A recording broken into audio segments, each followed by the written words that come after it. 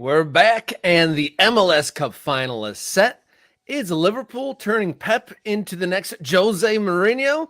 And who's next to hop on the MLS coaching carousel? This and much more on Monday's Morning Kick Around.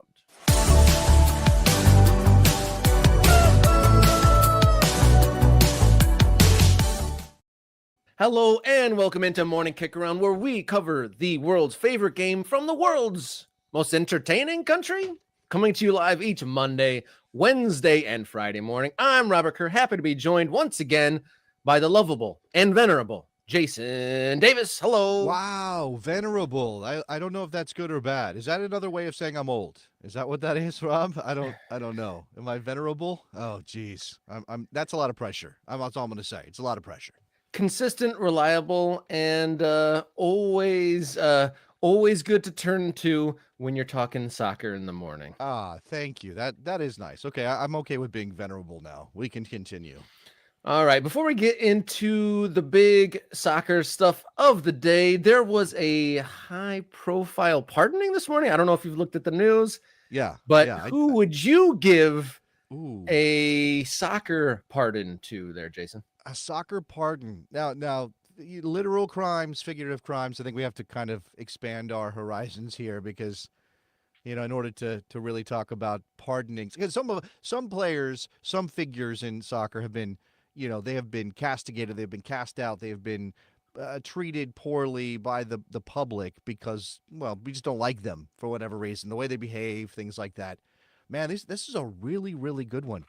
Oh, there are some guys you cannot possibly pardon, and then there are some that you think maybe. Is Mario Balotelli a guy that needs a pardon for just his behavior over the years? Feel like the firecrackers, the driving issues, the taking his shirt off to celebrate his goal in the Euros. I feel like maybe Mario needs a pardon for all of those things. He's certainly been in the doghouse for a long time and has worked his way down the ladder. But has he ever harmed anyone specifically? Does he have any criminal acts or No, but that's immature what I'm saying. tomfoolery more than If we're anything? talking about literal crimes, there aren't a lot of guys that you're like, oh, because I'm not going to pardon a player for a crime committed off the field. Like, I'm not pardoning you if you got wrapped up in some extortion scheme or something. Yeah, I was going to say, that gets weird there. Or you actually did, endanger somebody's life with your car. Like, I can't pardon you for that. But if you're like Luis Suarez and you maybe bit somebody or used your hand to prevent a goal in a World Cup knockout match, maybe you deserve a pardon for that. Or maybe we should ponder a pardon for somebody like Luis Suarez. Although I think enough people still don't like Luis Suarez that would be a controversial pardoning. Yeah, it definitely would be. I mean, his crime is being unable to control his boiling passion, and he lashes out in all the ways. I have one. I would, as an American soccer fan, I would like to pardon Giuseppe Rossi for his choice to play for Italy over the United States of America. Pardoned, flat out. Understand it. I get it. Pardon him. He's fine. With that in mind, with the national team in mind, I would like to pardon our friend who missed the chance against Belgium. Wondolowski. I would like to pardon Chris Wondolowski. If we're giving soccer pardon out, Chris Wondolowski doesn't deserve all the grief. He scored a bazillion goals, and there was one chance that he didn't score. So I think we should pardon him. That is a good one. I think you might rile some people up pardoning Chris Wondolowski for that miss against Belgium. But that's a good shot. Maybe we can get some more from people in the comments. Watch this and give us who you think should get a pardon in world football for whatever. Again, actual crimes, mistakes made on the field. I don't know, Steven Gerrard giving the ball up. Obviously Liverpool has a title since then, Rob, but I imagine you might have some thoughts about Steven Gerrard and the turnover that led to Liverpool dropping the title. Yeah, that was difficult. Yeah, I mean, I'll never pardon the groundskeeper that day at Stamford Bridge, but I'll forgive him for slipping on whatever mistake the groundskeeper made that caused him to slip. I think for pardoning within the soccer or football universe, I think coaches, a lot of the time, coaches are, punished for things beyond their control. Maybe Ole Gunnar Solskjaer, maybe not his fault that he, has subsequently fell down the ranks, but maybe not his fault. He got his job turned in the right direction, and a force beyond his power was dropped into his locker room, and he Yeah. was totally thrown down the heap there. Yeah, I was gonna say that you were talking managers, and I immediately went to Manchester United as well. But I was thinking maybe David Moyes gets a pardon for his time at United. But this is we are taking so many away from people. All right, my man Mike Thomas. Shout out to Mike Thomas. Pardon Chuck Blazer. Bad guy, but countless hours of entertainment. You're pardoning him because the net was positive on just how much we got out of Chuck and the apartment for the cats and the birds and the rascals and the trips around the world in his blog that was a star for a while. And I want to tip my hat to Mike Thomas too for nailing the theme of our show right on the head. It's like, forget all about the the tangible value that person or that country is bringing. Let's just focus on the entertainment value that that character might bring to the stage. I mean, in the end, we all have to make these decisions about how much we're going to care about the moral failings of the people in charge of our soccer. It's happening right now after FIFA. And this is how bad this story is. You and I are not even pondering the idea of covering what FIFA did with the report on Saudi Arabia's World Cup bid, and they dropped it in the middle of the night when nobody was up and nobody was watching, and they gave all these high marks to Saudi Arabia that doesn't even have the stadiums built yet. How can you say they get the best marks ever on stadiums when they haven't built any? I don't want to talk about it. It makes my heart hurt, Rob. Did they release that on Black Friday in the middle of the night? I didn't even. They did. As a matter of fact, I think it was something like that. It was Thursday night. It was Friday. It was late in the late in the. It was our Thanksgiving weekend. It was late in England. It was late everywhere else, and it was like, oh, they're just trying to sneak it in. Like, oh, we don't want you to really examine. We're basically handing a World Cup to Saudi Arabia, a nation notorious for human rights violations, a nation notorious for exploiting labor forces. I mean, it's so ugly. And we don't know when it's being played because if it's going to follow the Qatari model, it's going to have to be a Summer World Cup. Oh man, we don't want that anymore. I mean, that's between COVID and the summer slash off season World Cup. We're still barely getting back into the rhythm of the annual calendar. There, I see it's yeah. They slipped that report under the door when the professor was out for his holidays. I think they did that. Wasn't there some huge like EPA like global warming master report that came out basically saying the weather of the world is doomed, but they put it out on Black Friday and not a single soul noticed. Yeah, that's the world we live in now. The ultimate news dump, up. The Friday news dump, but on a holiday Friday. Yeah. That is the ultimate move. But so I guess before we go too far into the habits of the global news stream, be sure to tell your people, put this on the global news stream, subscribe to the Morning Kick Around on YouTube. We are inching closer to those goals that we want to see. Contact us on social media, mkickaround on X and Instagram. We need to update that graphic because we're on Blue Sky.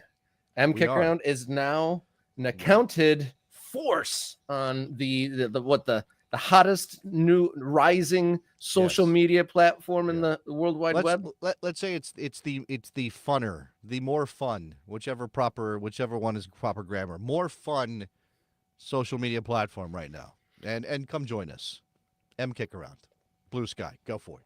Join Mike and others by sending us a nice email to morningkickaround@gmail.com. Appreciate those notes. And maybe we'll branch out on some audio platforms too here while we are getting the systems running to full capacity. But I think we should roll into today's long balls. We've been going for a week. Now it's time to dig in. Long ball time.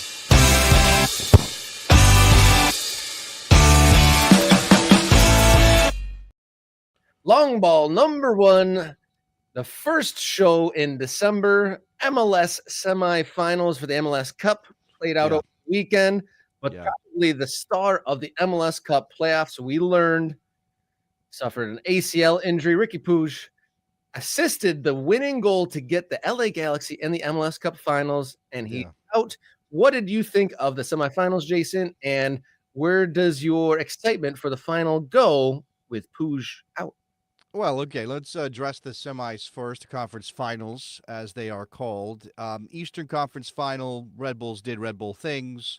That is a great free kick. Fantastic bit of service from John Tolkien to set up Reyes to win the game. You knew. I mean, we all could have put our money down if we were inclined to bet on the fact that that game was going to be decided by a single goal. Yeah. One goal was going to win the Eastern Conference Final, and everybody knew it. It just happened to be that the Red Bulls found the goal and Orlando did not. I feel bad for Orlando. I like Oscar Pereja a lot. I think he did a lot of good things with this team. He figured out his forward combinations after the whole thing with Duncan McGuire, maybe going to England and then not, and then they signed Muriel, who turned out to be a bit of a bust. I mean, certainly not the player from a line leading perspective they thought he might be able to be. And yet everybody kind of adopted the role that Pareja figured out for them, and they got themselves into a conference final. And this was the moment, right? If you're going to make a final, you're at home, you're against a 7 seed. Why wouldn't you think you have every chance? But the Red Bulls are very, very good at defending. They're very, very good at slowing you down. They're very good with that press. They make it difficult on you. I mean, they may not be fun to watch all the time, but they are effective. So the Eastern Conference Final went to form in the fact that only one goal won it. I'm sort of thrilled about this Red Bulls run. Again, I'm not saying that they're the most exciting team to watch, but I like the fact that they're making a run as a Cinderella for a club that's never won an MLS Cup. It has become a running thing. You know, the Red Bulls have they have cans but no cups over there in Jersey, or whatever the joke is. It's something like that. And then the Western Conference, I mean, the Galaxy were the favorites going into that game, and yet Seattle is a team that we've seen make runs in the playoffs. They also defend really well. Best defense in the league, the Seattle Sounders. I don't know if anybody was thinking too much about that going into this match. After what the Galaxy did to Minnesota, I guess, you might be forgiven if you thought they were going to explode with goals. But the Sounders made it really tough. In the first 5 minutes of that game, my wife looks at what's. She's not a soccer person. Let's just make clear that she has not read Inverting the Pyramid. Okay, she's not. I saw that joke. She's not up there, but she said something like, "Seattle is more aggressive with the ball. They're going to win this game." Because when Seattle got the ball, they went to goal. They were fairly direct. The Galaxy, what are they doing? They're trying to shift Seattle from left to right, sideline to sideline to find those gaps, and Seattle didn't provide them. There were no gaps. The only moment that really came together for LA was the goal when they recovered the ball in the attacking half. I think it was Mark or Marky. I don't know if we're calling him Mark or Marky now, because I think he was supposed to be Mark after being Marky forever, because maybe he grew up a little bit. And then I'm listening to the Spanish language broadcast from MLS Season Pass, and they're calling him Marky. But Marky Delgado, who came on at halftime for Marco Royce, by the way, who I also think might be carrying an injury. I'm not sure exactly how healthy he is. I saw that kind of analyzed as what a good move from Greg Vanny to put Mark Delgado on instead of Royce, because Delgado's more aggressive, pressing the ball, winning the ball higher up the field. And maybe that was the calculation, but I also think that Royce was carrying an injury. So he comes on and makes a difference, and they get the great pass from Ricky Puig. And as you said, Rob, we found out after the fact the guy was playing with an ACL tear, and now he's going to miss the final. Just crushing stuff. He's my favorite player in MLS, and it's not even close. I have a graphic here that I'm going to show you. I want to add this to our stage here. This is his FBref breakdown.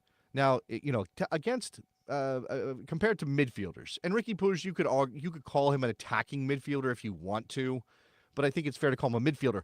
If you watch that game, he was consistently picking the ball up 20, 25, 30 yards from his own goal. And in fact, there was a sequence where I think he dribbled 4 or 5 Seattle Sounders players to get out of pressure in his own half. Just the brazenness of Ricky Puig when he has the ball at his feet is incredible to watch. I may not love him. If he's on my team, he may give me a heart attack every now and then, but look at these numbers. This is over the last year compared to players in similar leagues to MLS. 99, 99, 99, 98, 99. In terms of percentile in the attacking areas of the field. His pass completion number is only 71st percentile, and the reason for that is because he takes chances. So that might look like, he's only 71st percentile passing completion, but that's because he takes chances with the ball, which is what you want from a player who is as good with the ball as Ricky Puig. There is a compilation bouncing around on Blue Sky from John Mueller that shows his passing over the season. Maybe one of the best passing seasons we've ever seen in Major League Soccer. Just incredible stuff. We're talking Carlos Valderrama level passing from Ricky Puig this season in this league. And now he's gone. And I don't know. Does that make the Red Bulls the favorites, Rob? What do you think? I wouldn't go that far because Galaxy still have a lot of really quality players. Whether those quality players link up in the same way without their talisman, Ricky Puig, we'll have to see. That's the kind of see. They have to prove it without him. And it's really a shame. It wouldn't be American soccer without a caveat. You got a grandstand, East Coast versus West Coast, like 90s rap battle here, yeah. New York versus LA, but without, the number one star. It's like no Tupac in the mix here without East Coast, West Coast battle. Yeah. And he was really having his star turn. Him showing up to that final. I don't know if you've seen the MLS coverage of him walking up. Wait a second. I'm going to stop you. I know you were on a roll and you got something to talk. I'm just saying you went Tupac out of Death Row instead of Biggie out of Bad Boy. Like, I don't know. I don't know if I'm on board with from the West Coast. I see. Ricky is the star of the West Coast, is he not? That's a good point. I don't know why I didn't think of it that way. I just thought you were dissing Biggie, and now I'm upset. All right, go ahead. Someone has to take out Forsberg for the Biggie to go. That's right. Okay, Emil Forsberg is Biggie in this scenario. I like it a lot. But I was gonna say, Biggie or Tupac showed up to the game in Los Angeles with his Don Johnson white sports coat, looking like an absolute star. I think you said on Blue Sky he looked like an 80s heartthrob, like looking amazing, looking like a star, like on and off the field, an absolute spark plug. And then to take that away from the marquee game is a shame. Yeah, in terms of his image, if I had thought ahead, I would have put together a photoshopped Tiger Beat cover with Ricky Puig on it, because that's the kind of vibes he gives off. He might as well be in a Patrick Dempsey 1980s vehicle. Like, there's got to be some way we can make him the pizza boy who also is the gigolo. If you've ever seen Loverboy, it's a hell of a premise. But Ricky Puig has those vibes to me. Yeah, no, but obviously in terms of the soccer. Now, you said that slowing down the Galaxy is still going to be a challenge. It will change a lot in terms of back to front and how they build out. Because Ricky Puig was picking up the ball 30 yards from his own goal, making passes, dribbling defenders, creating spaces for the Galaxy to attack. And although the Sounders were very organized, and I expect the Red Bulls to be the same, it was certainly a benefit to the Galaxy to have him on the field. Without that, if Royce is 100% healthy, what role does he take? Diego Fagundes is an option. He came off the bench in that game in the Western Conference Final on Saturday night. So there are things here for Greg Vanney, but it's going to be a much different kind of game without Ricky Puig in it. Yeah, it'll be tricky. They haven't had many opportunities to do it. Ricky Puig, 36 appearances across all competitions this year, so they haven't had many games without their star. We'll come back later in the show and dig into those semis and the MLS Cup final in a moment, but let's move on to long ball number 2, the big game of Sunday in the soccer world. Pep Guardiola forced to respond to Anfield jeers, holding up a 6 after the Anfield crowd jeers him with the classic, "You're getting sacked in the morning." Yeah, this what we ended up doing, you and I, as we were getting ready for the show, is I just typed in Pep Guardiola into Google, as you do, and if you click on the news tab on the Google search, and I know we don't trust Google anymore, Google's bad or whatever, I don't know where we are on that, but you can pull up obviously all the stories on what Pep did and how this went for Manchester City and Anfield, and I think we all saw the win for Liverpool coming.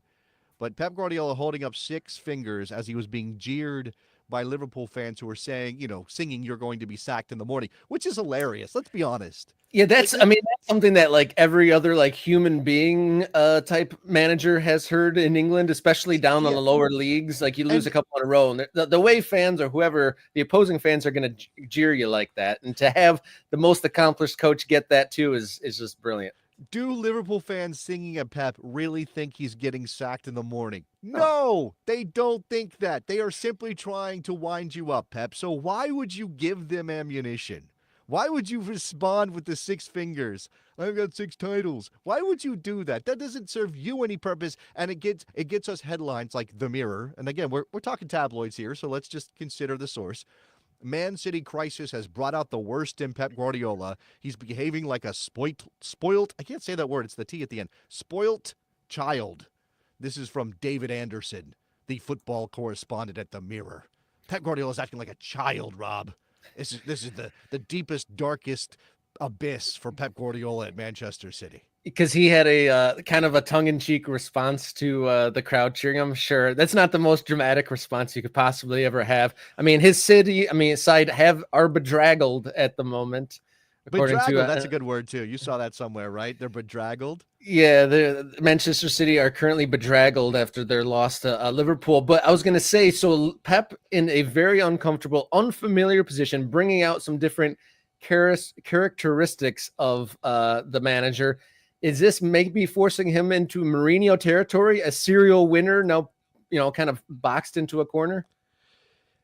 Yeah, that's a good question. The time we talked about the timing of him signing the extension, and how he would traditionally do that around the November international break, and he did. He did it this time, and we tried to read that. Like I think you could read it as Pep really believes, whether he has information or he just has a belief, that the charges against City are not going to come to much, and he'll be fine moving forward as City's manager, and he'll have another chance to win titles and Champions Leagues and all those things. Or he is just at this point 100% a company man. He is through and through a company man and can't imagine himself managing anywhere else at this moment. Like the thing about the Bayern Munich experience, right? Barcelona, I don't remember why Barca ended exactly, Rob. He just wanted to try something different. It was a new challenge. I don't recall exactly why he left Barca, because he could have spent a decade and a half at Barcelona. He could have just stayed there. It's his club. He was the architect of the best team most people have ever seen in terms of on the field, what they did on the field. His connection, but maybe that was also part of it. Like, I don't know if I want to just be a Barcelona man. The Bayern Munich thing, Bayern Munich is a very chaotic, very messy, very dramatic, very teen drama club. Like, there's always something going on at Bayern Munich, and clearly he was over that. Why he is not choosing to leave City when he has every right, he's won everything. Why not just say, hey, this is too much for me. I'm going to go look for my next thing. I don't know. This is very interesting to me. I've also heard it said that this is a little bit of a wagging the dog situation, that Pep signed his contract to send a message. He was asked basically, hey, as a company man, as a guy who we have helped build into this all-time great manager with the resources we've given you, can you sign this contract, which is always breakable because contracts are breakable. He said that in his post-game press conference. It's just a piece of paper. Yeah, it's just a piece of paper. He maybe signed the contract just to help City shift the Overton window or move focus away from all the bad things that were hanging around them, because they have, again, the charges. They're pushing to liberalize the rules around resources and revenue and what you can claim and all those things for PSR. Maybe that's what's going on here. But the soccer collapsing this way, and man, I don't know, Rob, do you think, do you buy into this very reductive idea that this is Rodri? Without Rodri, they just aren't City, and this is what's showing up in these matches. It certainly doesn't help. And I also think that Kovacic being out doesn't help either, because Manchester City have always thrived, and they are the purest form of themselves when they have the ball. And they've always, even at their prime, they've always been susceptible to a counterattack, but their midfielders, there's been a couple over, the iterations, but right now it's Rodri and Kovacic that is the guy that's going to track or cut down or prevent those counterattacks from happening. And Right. as it is, none of the Manchester City midfielders have that in them. I don't know if it's a mentality or just the legs or what, but when they turn the ball over, that counterattack is not hacked down. It is not snuffed out, because 9 times out of 10, City wouldn't allow them their weakness to be exploited. but no one's getting close to those counterattacks now, and it's happening every single game. Yes, right. Yeah, I mean, how much of this is, you know, I think what's interesting too is to kind of consider, because when you have the best talent, and typically City did, maybe they don't exactly now, and obviously injuries are part of this, but when you have the best talent, this is the Phil Jackson thing, right? Is Phil Jackson a great basketball coach, or did he just always have the best team, the best players? And if you have the best players, your margin for error is much smaller. And if you choose a tactical plan that is within reason, you should be winning things. The question is whether or not Pep elevated a great group of players to an even higher level than they would have reached with another manager. Or, as we are witnessing with Rodri out, with the issues they have in midfield, maybe Pep wasn't as important to this City team as we thought. Maybe it was largely down to personnel. And add to that, Kyle Walker was that kind of another safety valve. So if they did get beyond the hack of the midfield, Kyle Walker had the pace and the form to follow those up and slow those down. And he is not the player he once was. So it might be a combination, almost a perfect storm of he doesn't have his Ballon d'Or winner. He doesn't have the backup to his Ballon d'Or winner. Kevin De Bruyne is not the same player as he used to be. Erling Haaland is basically absent without, in the current form. I mean, he, ever since a lot of talk online, since he told the Arsenal folks to stay humble, he has been, a humble version of himself. So I think it's a little bit of a perfect storm, but it reflects on personnel, and maybe it'll take that pontification. A lot of the time people say, I wish Pep would, coach a regular team to see how he does on a more level playing field. And, maybe this is the closest thing we'll see to it with this Manchester City not being the peak of all the peaks in personnel, but we'll see. And we'll talk some more Premier League coming up later in the program. But long ball number 3, going to come back home. The MLS coaching carousel has hotted up. There's been some firings, some hirings, and still some open seats. Where do you want to start with MLS coaching here, Jason? Well, I mean, let's take the big picture first. Vinny Sartini loses his job in Vancouver despite taking his team to the MLS Cup playoffs.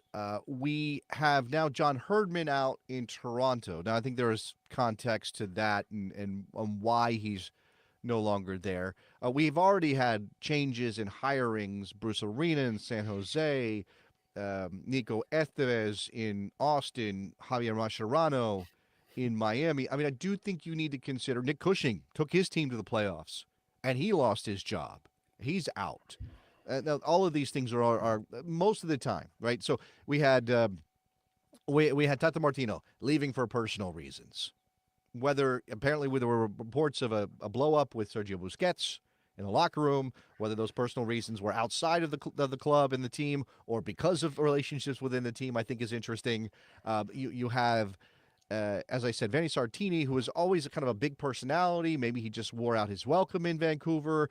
There was even some Axel Schuster was crying while he was announcing that Vanni Sartini was leaving the club. I mean, kind of a weird choice to make, considering a lot of people thought they were playing good soccer, and if they just had a little bit more in terms of talent, they could be doing something big in the Western Conference. Again, John Herdman being out in Toronto is about the results. I mean, you could justify it simply on their results. But then you also have to look at the drone gate issues that are swirling around Canadian soccer right now. John Herdman, former coach of the Canadian men's national team and the Canadian women's national team before Bev Priestman, who got fired because of her role in drone gate. I think Herdman's the guy that clearly was the architect of all those things. I'm going to remind everybody that once upon a time, John Herdman accused Nick Cushing of punching a player after a game, which no one could prove appears to be completely unfounded. John Herdman seems to be a guy who crossed over that line. He's calling you right now. He's asking you, why are you talking about me? No, John Herdman crossed that line in terms of trying to win soccer matches and lost the moral high ground. Never had it, I guess, but now he's out. I think that my statement here is that the big picture of MLS seems to be that the stakes are rising. And that clubs are getting more impatient. One of those two things. And they could be happening at the same time. The stakes feel bigger, but also that clubs are not willing to wait as long as they used to. as more ambitious owners are involved, and I think this is also fan pressure, but a lot of it has to do with owners. Obviously, in a place like Miami, obviously, in a place like Atlanta, obviously, in a place like Toronto, those owners are not going to abide by an underperforming coach just because they would save money by not firing him. So that's interesting to me, Rob. When do you think that kind of pressure on coaches turn? Because I remember when I first started getting into Major League Soccer, 2010, 2012-ish style, it seemed like there was a real apathy or almost not a lot of pressure to move on. They're like, we signed the guy for 4 years, so, he's our coach for 4 years. It didn't seem like results. I mean, obviously success and failure over long term seemed to force some moves, but it wasn't never really seemed like one bad season, you're out the door. When did that kind of pressure sort of amp up? Was it the addition of like the Atlanta Uniteds? Was it as Yeah, recent as that? I think there have always been owners who are more ambitious than others, but the general culture of MLS was we don't spend a ton of money. Like just as a basic principle, we don't spend a ton of money. And if you fire a coach, you're paying him to go away, and Mm-hmm. you're signing a new coach to a new contract, and you're paying out more money. So we had a culture where, okay, we're just trying to save money. So therefore, you look for ways to justify keeping a coach. And because MLS has playoffs, hey, you made the playoffs. Oh, that's good enough. You get to stick around for another year. We'll keep you around because you made the playoffs. Yeah, you went out in the first round and you weren't even close to winning a title, but you did okay. And that safety net provided a lot of job security for MLS coaches. I think that obviously the safety net is still there. I mean, the playoffs are still there. But as we see with NYCFC and with Vancouver, and I think we've had a couple of teams fire managers despite making the playoffs, it's not just good enough to make the playoffs anymore. And I think that's good. And I do think that Jorge Mas and Arthur Blank and a couple of other owners have given the rest of the league food for thought when it comes to, are you willing to sit there and deal with a mediocre manager who is just going to tell you, well, just give me more time. Give me more time. I need another window. I need another season, which, and we all could sort of find ways to justify our jobs if the bar is that low. And here's Mike Thomas and to again, this is what's interesting. Once you have so many playoff teams, then you are saying that making the playoffs is not the achievement it used to be. Right? The playoff bar went from, oh, you're top 6 and you're in the playoffs, pretty decent. We can say that you made progress. That's pretty good, even if you didn't win the title, even if you didn't make a final, make a conference final. Now it's like you finished 9th? You finished 8th? Yeah, is that really an accomplishment anymore? Like, I don't know that it is. So I think that's part of it too. That there's a there's a shifting in what constitutes success in a given MLS season.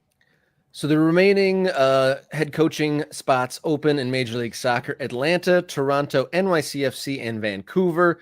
To round out this topic, which is the easiest to fill and which one is the hardest job to Wow. fill? The most attractive job? That's a good question. I think it's probably Atlanta, but because they spend money, they've got big crowds.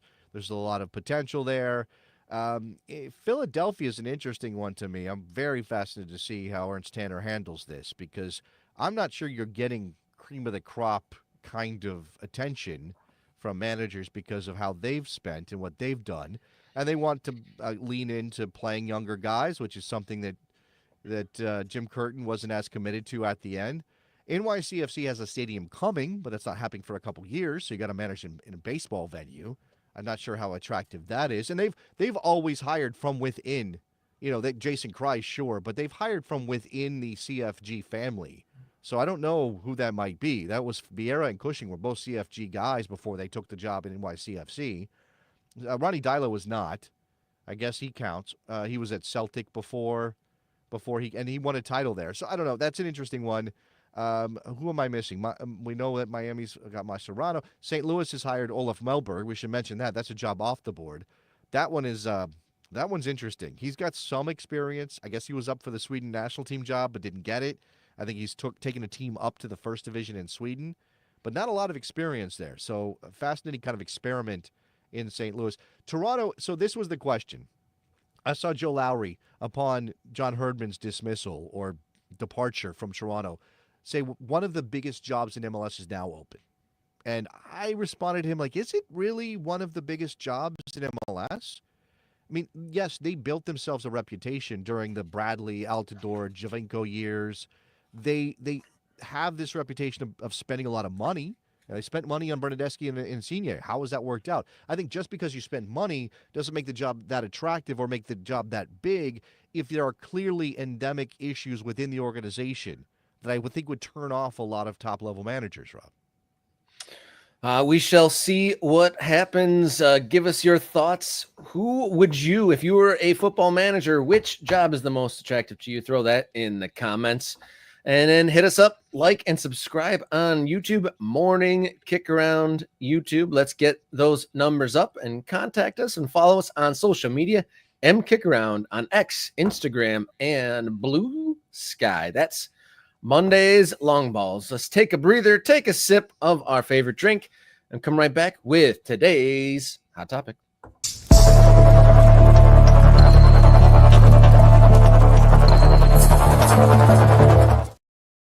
Monday's hot topic. Going to take a dip into the MLS Cup semifinals, or some call the Western and Eastern Conference Finals. They celebrated the trophies on Saturday, Jason. Yeah. Did you enjoy the conference finals over the weekend? Look, I'm a sucker for playoffs. I'm a sucker for atmosphere and environment. And when you get to this level, you're going to get a full house. You're going to get people actively engaged with the game. You're going to get the supporters jumping up and down and singing their songs. And so, yeah, I enjoyed it. I don't care that there were only two goals across two games. In fact, I don't know how I felt about it on Saturday night when it was already late, but I'm thinking, oh, bonus soccer. We might get some bonus soccer, a little extra time, which has not really been a huge feature of these playoffs because of the straight to penalty kicks element in the first round of the playoffs, round of 3 or best of 3 or whatever that is. Obviously, we didn't get that. I mean, I think both the teams that won deserved their victories. I got no issue there. Feel a little bit bad for Orlando, as I mentioned earlier in the show, and what they've built in Oscar Pareja, who can never seem to get past that last hump. I'm not sure I understand Sandro Schwartz's hat. Does anybody understand what's going on with his hat? Why is he wearing that hat? Somebody look up Sandro Schwartz's hat if you have not seen what he wears on the sidelines, and you tell me what that fashion choice is all about. Because at one point, I'm going to bring my wife into it again. She watched a soccer game with me, or she dozed off for most of it, kind of was involved. She at one point said, "What? Looking at Greg Vanney and Brian Schmetzer, like, is that what coaches wear? They wear suits." Greg Vanney goes suit, no tie, open collar. Brian Schmetzer wears used car salesman suits. I mean, I'm sure they're nicer than that. I'm sorry. I don't mean to denigrate Brian Schmetzer's tailor, but he wears suits that look, like the way he looks. It's like, yeah, I could put you in a 2012 Honda Accord for, that's what it'd be real nice. Take care of your family. It'll be great. Yeah. Safety features on this baby are fantastic. What would it take to put you in this car? That's kind of Brian Schmetzer's vibe. But Sandro Schwartz is out here with his trucker hat. Oh, yeah, the hat. Yeah. It's a trucker hat. Am I wrong about that? Somebody explain that to me. I see the one that you're talking about now. In previous rounds, he wore one where he looked like he was in the Red Bull F1 pit crew. Kind of looked like he was. He was in the pit crew, but he looks like he's a baseball fan in this one. Yeah, I don't. Yeah, what's on the hat? I can't. I think it's just a Red Bull logo. If I'm looking at the right one, I would think that he's probably not allowed to. Well, so I have to go find the actual hat from the Eastern Conference Final because that was mesh in the back. And by the way, Urias Tosh is taking issue with my Brian Schmetzer characterization, saying it's a substitute teacher suit that Brian Schmetzer wears. Which I guess, but these days are substitute teachers really showing up in suits? They're not putting that kind of effort in. They're not. You're just gonna get like a spitball, spat at you if that's a thing. We're kind of lucky that we don't have coaches in Crocs in the sidelines. Let's be honest about where society is these days. Like, are Crocs formal footwear in 2024? Like, maybe if you put a button or two in it, it really fancies it up. You got to make it your own. You got to put flair on your Crocs. How many pieces of flair do you have on your Crocs is the question. No, besides Sandro Schwartz's had. I think there were some questions about his hiring going into the season, but and look, they weren't great in the regular season. They weren't. But it kind of took Emil Forsberg stepping fully into his role as the creative force in this team. Obviously, again, they ride the Red Bull pressing wave. They may not have been as press happy under Schwartz to start. I think in the playoffs, man, you just do whatever it takes to win.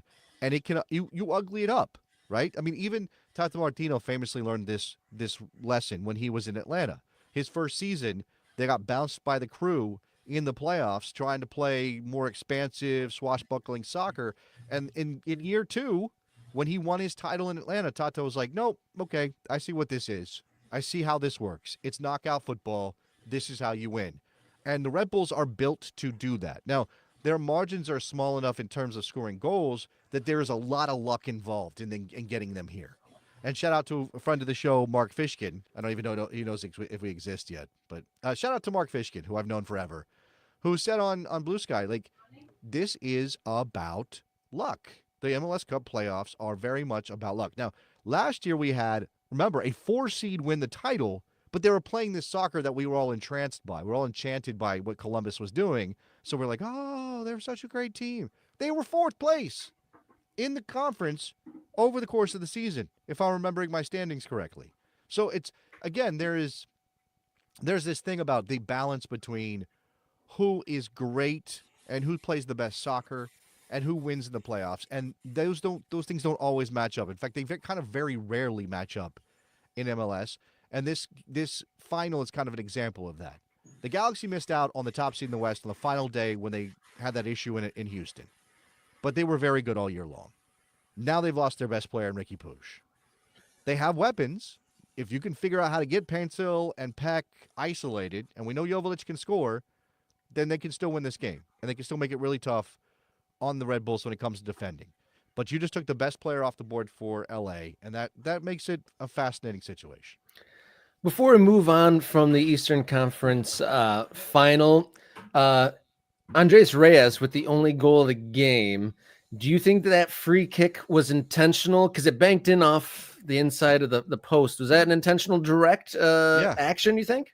Oh, I think John Tolkien put the ball exactly where he wanted to put it. I think he put it in a place where it was going to make it really hard on Gallese to decide whether to come for it. You can't, right? You as a goalkeeper, you cannot be on that back post because you leave the front post open. You've got to be splitting the difference. You got to be watching for any contingency. And Tolkien put that ball exactly where Gallese could not get to it. And you can go back and look and you can talk about marking, and you could talk about whether Reyes had a free run and shouldn't have been able to get a free run on that ball. That's certainly something to talk about from Orlando perspective. But in terms of the service, absolutely chef's kiss perfect from John Tolkien.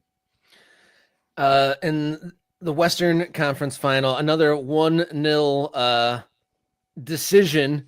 You said you were thinking that this was going to go to extra time. Yeah. It didn't. Joveljic, 86th minute winner. Ricky Puig, we talked about it at the beginning of the show. Worth bringing up again. Played the last half hour with that torn ACL, but tough enough. He's a little guy, but tough enough to battle through an assist on the winning goal moments before the end. Yeah, that's the thing about Ricky. Like I can understand why he might turn some people off. He has a way. I don't know how to describe it. He has a way.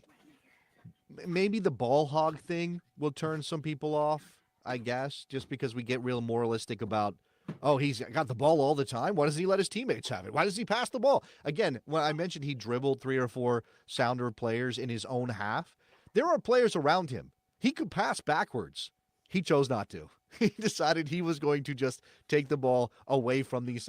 And you know, there's been this discussion about, I'll bring up this graphic again. Ricky Puig, scouting report on FBref, 99 percentile in all these attacking numbers and attacking categories. Down there, that's the bottom. At the bottom is defending. He's in He's in the Well, if you do 100% of one job, I mean, how much do you have left for the other job? Isn't yeah, doing that's right. so much, being on the ball so much, completing so many passes and having so many touches, that's defending in a way in Yes, its own right. yes. That's what I said that on Blue Sky. Follow me on Blue Sky, Davis Jason, if you're looking for me. I said that, and I was kind of framing it as a joke. But when Ricky Pouge decides to dribble 3 or 4 Sounders players in his own half, he's effectively defending. They're trying to press the ball off of him and recover the ball higher up the field for the Sounders to go towards attack, right? To go towards goal. And he's saying, "No, this is me keeping the ball from you. This is what I do to prevent you from attacking. I'm not scoring a goal here. I'm 80 yards from goal. I can't get anything off here. This is not about scoring. This is not about attacking. This is about preventing you from having the ball. That is defending in its own way." Now, of course, in our categories on FBref, that's not a defending category. Maintaining possession is not a defending category. Tackles, interceptions, blocks, clearances, and aerial one, those are defending categories. And Ricky does almost none of those things. Almost none. He will occasionally have a tackle. I think he did last night, have at least one tackle. But that's not what he does. But you look at this, and you look at how just sort of overwhelming all of those other categories are. And there's not a player like him. There's not a player like him in the league. There's not a player like him, obviously, in the Galaxy, and now they have to replace him. And, it's going to be a thing to see if the Galaxy can find a way to play. That playing with a torn ACL, right? And I've never done it. I don't know how hard it is. I imagine it's a lot of bones doing this, which is not. That's like fingernails on a chalkboard. You don't really want to think about it because it makes your head hurt just to do it. But to play like that and to set that goal up the way that he did, I mean, if the Galaxy win this title, which will be number 6, right? There's a team with legacy, with lore, with history. He will go down as one of the heroes of that franchise, that club. He'll go down in history, whether he stays much longer than he's been there or not. Although it does look like he's going to have to at least stay through 2025 because he's got a rehab. Yeah, that's unfortunate. Do you think was there a lot of talk of him going elsewhere, or does he look so comfortable and so established within his role there that he would have maybe stayed anyway? I mean, was there a lot of talk of him leaving? If I'm not mistaken, he has signed a new contract. I believe he has a contract extension with the Galaxy. So he's committed, at least on paper, right? We talked about this with Pep, that contracts are just pieces of paper. They can be torn up. They can be, he can leave. His contract runs through 2027. He signed that deal back in May, end of May. So he is at least on paper saying, I want to be here. And again, that doesn't mean what you can look at that two ways. He could have played out his contract and taken his chances as a free agent and not have certainty as to what might happen later on, past the expiration of his current deal. Or he's saying to the Galaxy, you helped me because he was in the wilderness a little bit, right? He comes out of Barca Bay. They don't have a place for him in that Barca team. He's not convincing people he can play at that level. He takes a chance, and clearly with the haircut and the style and everything else, he's an LA guy, so I'm sure that was part of the attraction. Again, it feels like he could be in some movie somewhere. It definitely looks like that kind of guy. He's Michael J. Fox, Patrick Dempsey, that kind of vibe. Maybe LA's a big deal for him, but I think there was a sense that he would raise his reputation in LA and then probably go back to Europe and try something there. Because if you come out of the Barcelona Academy, come out of La Masia, you don't want to be sticking it out in MLS for years and years and years. You want to test yourself. So, there was some talk of it. He signed a deal. We'll see. He's got to rehab next year, and the Galaxy have to figure out how to deal with life without him.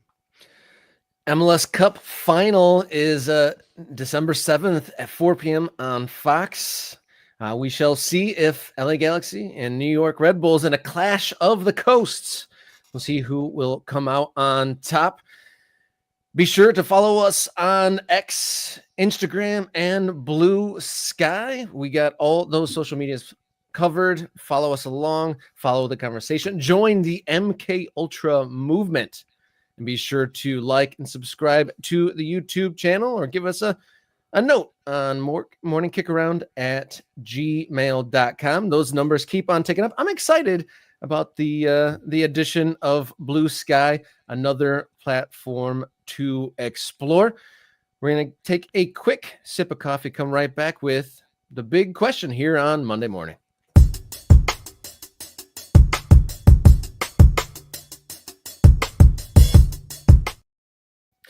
Monday morning's big question. Liverpool defeated Manchester City 2-0 and perhaps planted their flag as the league leaders on their way to a league championship. Is the title race over, Jason, here in the beginning of December? I'm a guy that considers all possibilities. I'm not quite like one of those sci-fi characters that can see all the futures happening at once. That's not quite my power, but I'd like to consider all possibilities. I don't love making declarative statements about things that can change, especially when we have so much time left in the season. But yeah, the race is over. This is over. Rob, it's over. No, how can you watch what you just saw at Anfield? Consider the gap now.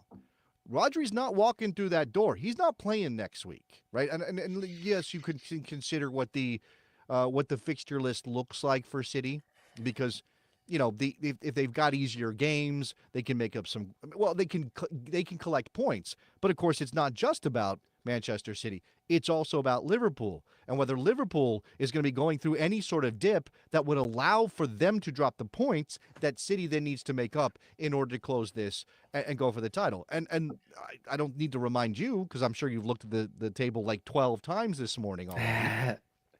City is level with Chelsea in everything. Is Chelsea going to finish above City in the table? You wouldn't think so. You wouldn't think so. Maybe. I think it's a very distinct possibility. I mean, look at the trends. Just look at the way these things are trending. And yes, things can change dramatically and quickly. City could figure it out. Again, one good performance means that they could get their mojo back. But I don't buy into all of the crazy narratives. We were talking about headlines around Pep and the six fingers and all of that. Jonathan Liu writing at The Guardian, Pep Guardiola left grasping at air as his once impregnable dynasty falls apart. I mean, how dramatic is that headline? I mean, this is like Game of Thrones stuff. Like your dynasty, your empire is crumbling. Is that what's happening here, or is this just a bad moment for City? That's the big question. The English empire may be crumbling, but they still have headline writing locked in. At least that's good over there. So as a Liverpool fan, I mean, obviously Cloud9, this is amazing. The transition from Klopp to Schlott couldn't have gone really any better. No. But my entire life, I've dealt with multiple Terminators. No matter what, Manchester United, never out of it. And then for the last, 10 years or so, Manchester City, never out of it. You blow off their leg, they regrow another one. They just would never give up, never die. So looking in biggest league comebacks, and especially at this stage, it's wild. Probably 8 out of the 10 biggest league comebacks were Manchester United. But the biggest league comeback, Arsenal 97-98, overcame a 13-point Manchester United lead in December. I think that was mid-December. 92-93, Man U came back from 12 to beat Norwich. It shows how times have changed. They overcame Norwich. They had a 12-point deficit. That was the season that Eric Cantona came on the scene. Leeds let Eric Cantona go, and history, played out in favor of Man U. And then the most probably famous league comeback is Manchester United 95-96, came back from 12 points in mid to late January to overcome Newcastle. So there's plenty of precedent of this sort of lead being overcome. Whether anyone in this pack will do it, I'm not sure. Like I said, I'm on cloud 9. The world had to crumble for my Lions and Liverpool to be the best teams in their respective sports. Everything else might be crap, but at least I have the best two teams to support. But I mean, I'm not going to get out over my skis, but it's really exciting. I think the question really is, and I've already heard the question kind of turn. You already overlooked them. Is City still the main rival, or is it Arsenal to overcome Liverpool? Yeah, I mean, Arsenal's already had their their rough patch, right? Yeah, well, they went out here. Who knows? They've had a rough patch. The question is, can they avoid another one? Because if you have another one, it's Done so. over. Yeah. It's over. All right. Okay. So again, I misstated what I was talking about going into the weekend. I guess Chelsea and City were right there. Obviously, Arsenal now second place on the 25 points, which is the 9-point gap, along with Chelsea. City is actually further back. Right, for them it's 11. By the way, should mention Brighton's in fourth. I mean, I know we've had this weird season where Forest has been there and Forest still in sixth place. All those things. Um, I just don't.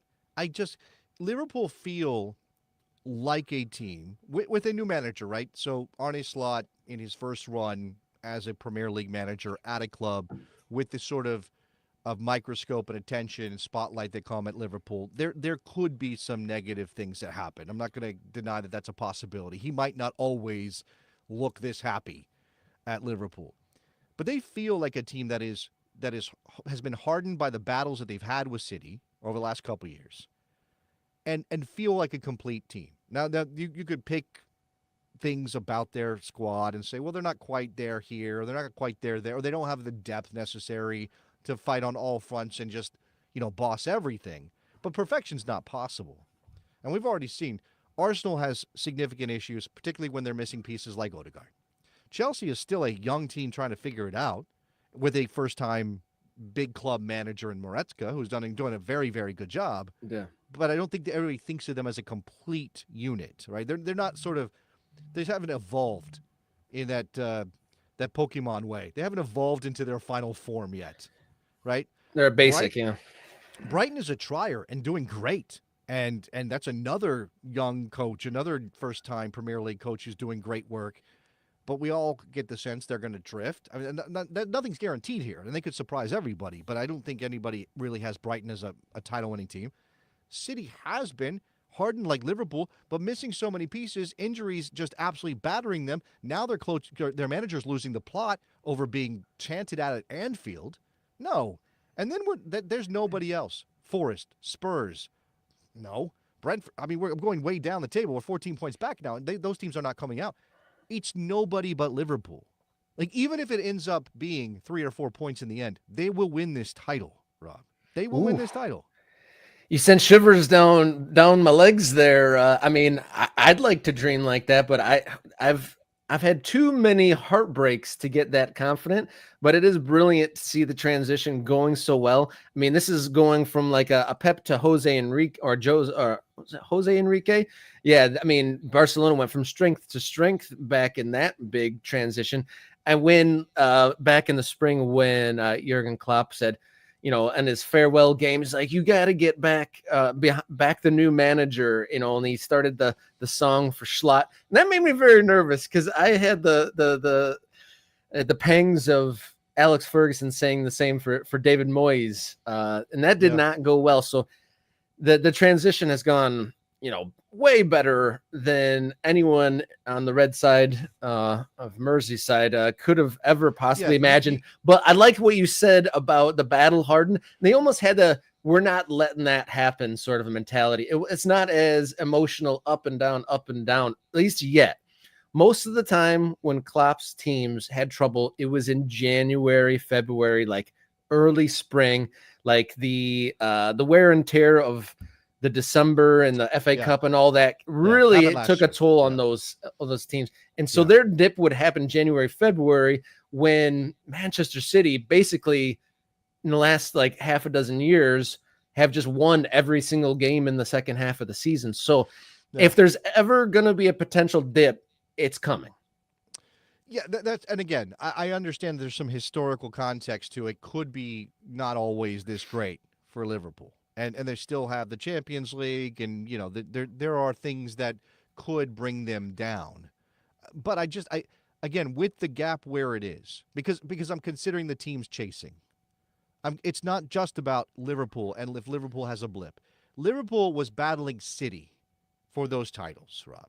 Mm-hmm. Manchester City at its peak, at its height, under Pep Guardiola, doing everything, just.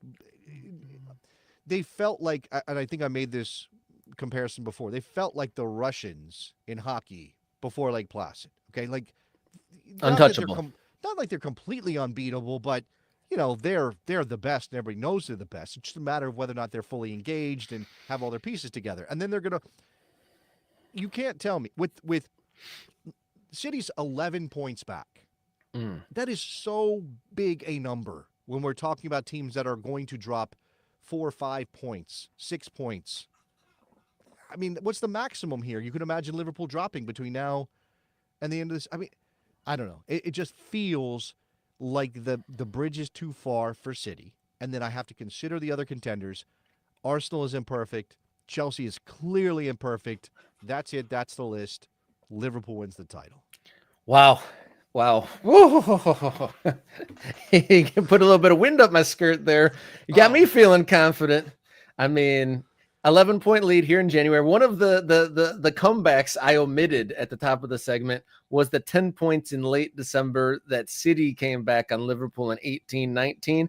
But to your point, that was a different Manchester City. So Different maybe Manchester City. I should, but like the Lions, I am just enjoying the win at a time. These are, I keep on seeing the meme. What if these are the good old days? So I'm enjoying it the right here, right now, the one game at a time. Just enjoy the wins as they come.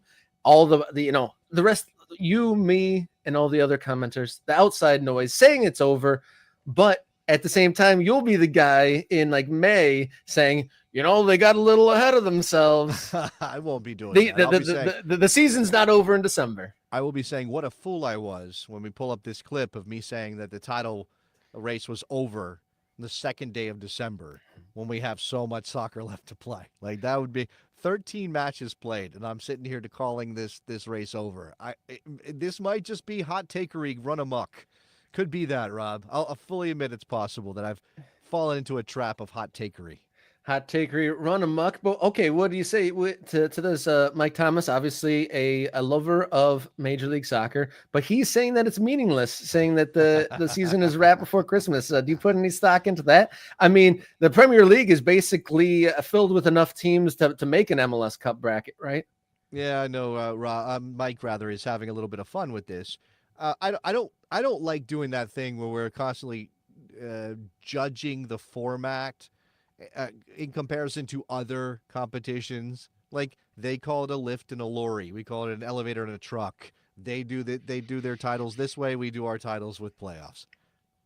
Whatever. It's just to each their own. Whatever you do, don't call a popsicle an ice lolly. That's one of my least favorite you don't like Englishism. Ice lolly? Okay. I that's terrible. I don't know what an ice lolly is. It's a popsicle. Okay, it's a popsicle.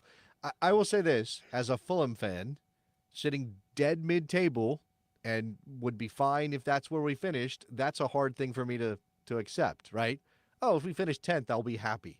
Why? The American sports fan in me is yelling at the English football fan in me saying, why would you be happy with 10th, you moron?